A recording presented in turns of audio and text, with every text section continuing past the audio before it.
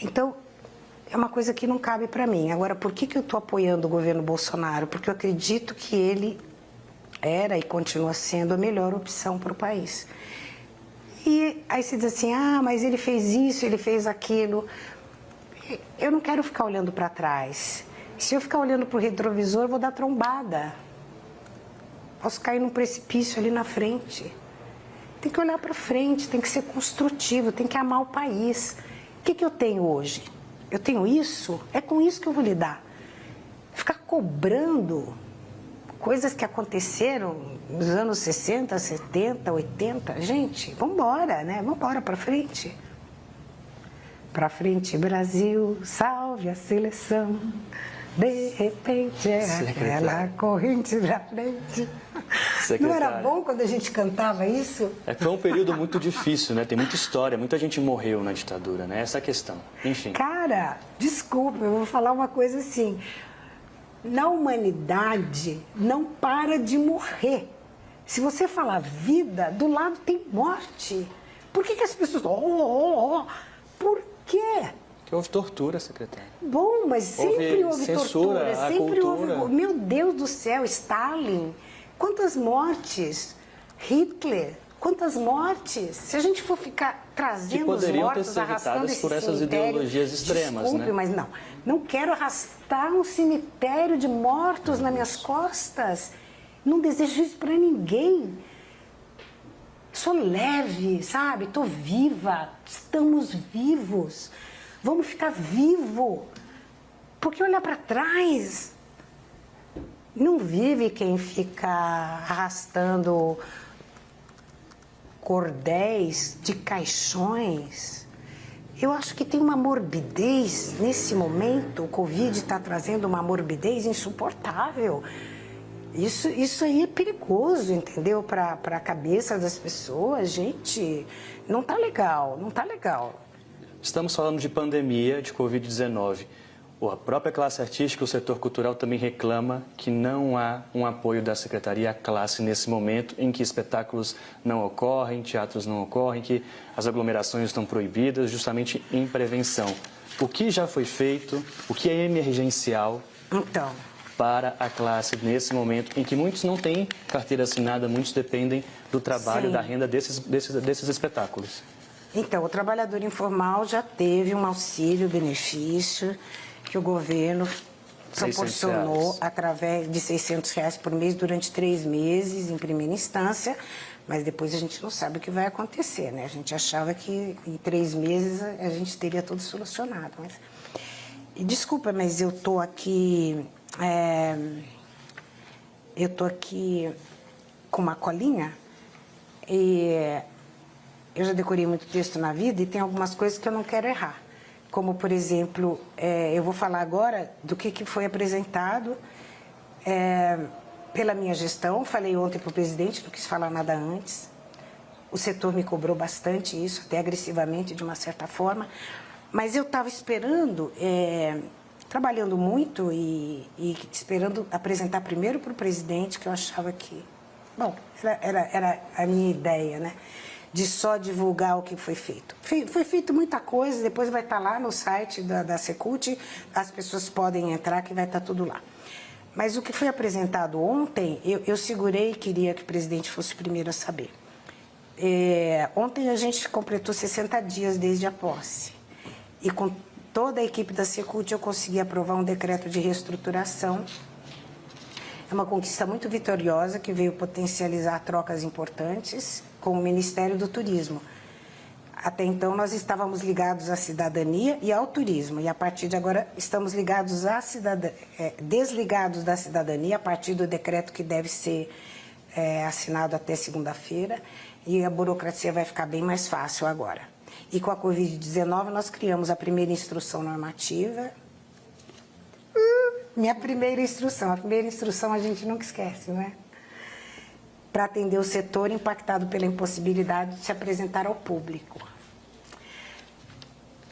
É isso. E aí tem a IN1, né? A IN2. Na IN2 a gente flexibilizou... IN, explicando para quem é de casa, a instrução normativa. Instrução normativa, eu também não sabia, né?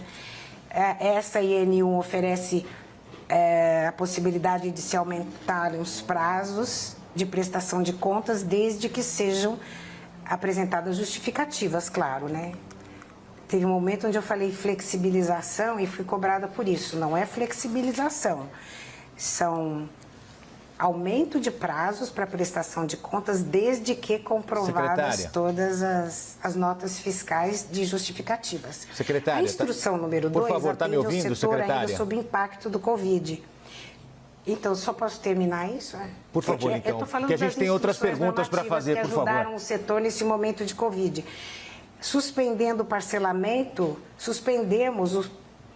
propusemos suspensão do parcelamento dos débitos do setor, com o intuito de proporcionar mais fôlego aos proponentes, para que possam assim manter os empregos dos seus contratados, porque senão eles não teriam, quer dizer, não estão se apresentando, não estão recebendo o que esperavam, né, do ponto de vista da presença do público, então eles também ficaram desobrigados, né, de dispensar,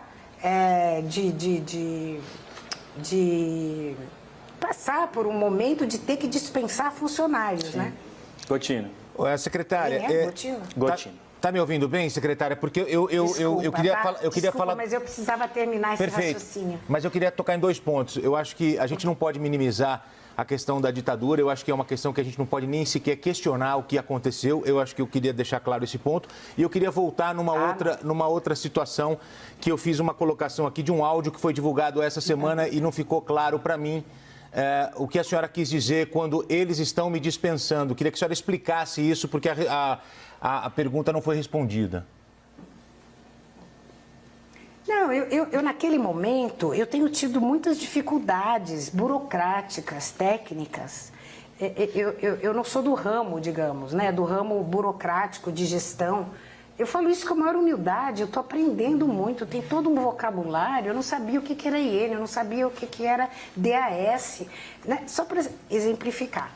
Então, eu naquele momento, era mais uma coisa, eu tinha um encontro com o presidente logo em seguida, onde eu tinha que apresentar exatamente todo esse trabalho dos últimos 60 dias e aquilo me chocou. E a sensação que eu tive, assim, mais um problema, não, agora a nomeação de uma pessoa sem que eu tenha sido consultada. Não é nem consultada, porque quantas vezes eu fui consultada, falei uma coisa, saiu outra, entendeu? Acontece, porque às vezes a palavra do presidente é muito mais forte do que todo mundo. Entra lá quem ele deixa, quem ele quer. Não é verdade? Eu não sei. Eu falei, nossa, será que eles estão me dispensando? Porque mais uma coisa que acontece e que eu não estou sabendo. Agora, é crime gravar, não é? Não é crime gravar e divulgar? Eu não sei, é uma pergunta que eu faço aos advogados. Daniela. Esse áudio foi divulgado numa revista. Daniela. Esse áudio foi divulgado numa revista, Daniela. Não, secretária, eu gostaria de voltar aqui à questão da memória, né? Porque não existe cultura sem memória. A senhora está com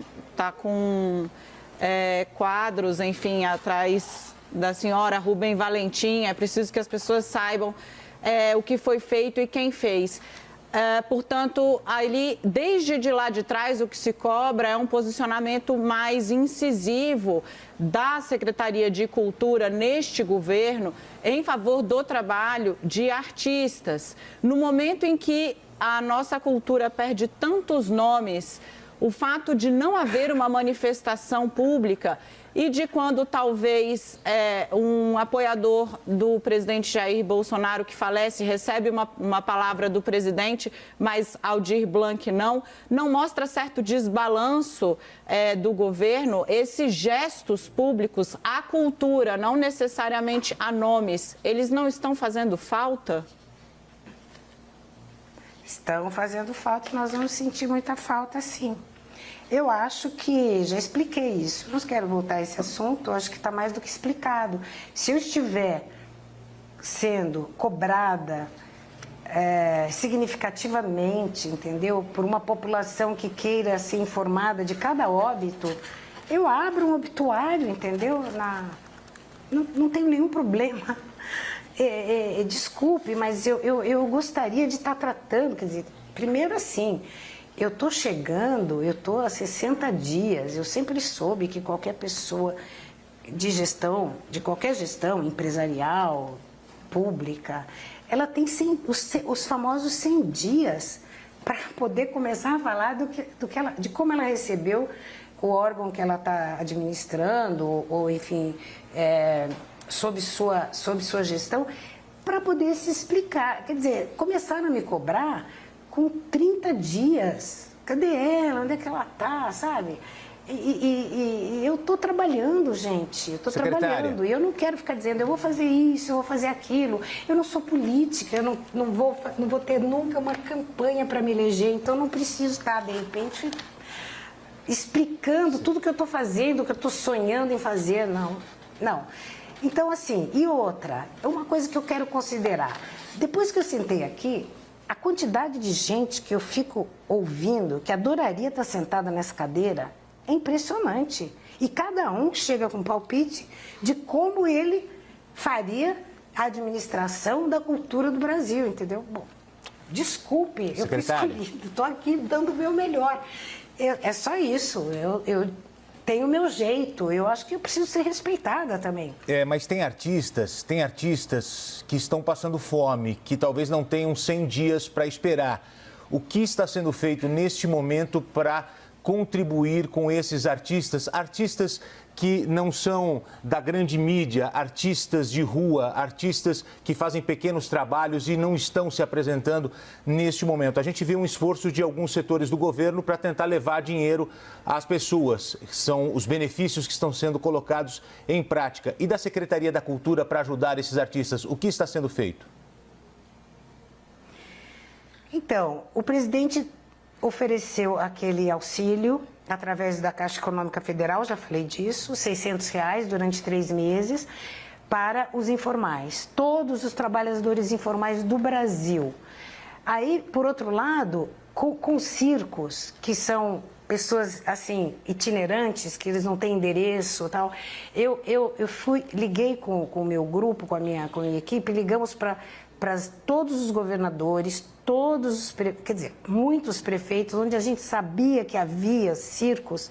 Naquele momento, fizemos uma grande pesquisa e pedimos a eles que dessem um apoio. Então, o apoio para os circos foi não cobrar aluguel do terreno onde eles estavam acampados e não cobrar a rede elétrica, a eletricidade que eles recebiam, e pedimos aos prefeitos que despertassem a comunidade local através dos seus supermercados, que fizessem uma cesta básica para eles. E isso foi feito. Eu recebi muitas respostas de que isso estava sendo feito minimamente, né?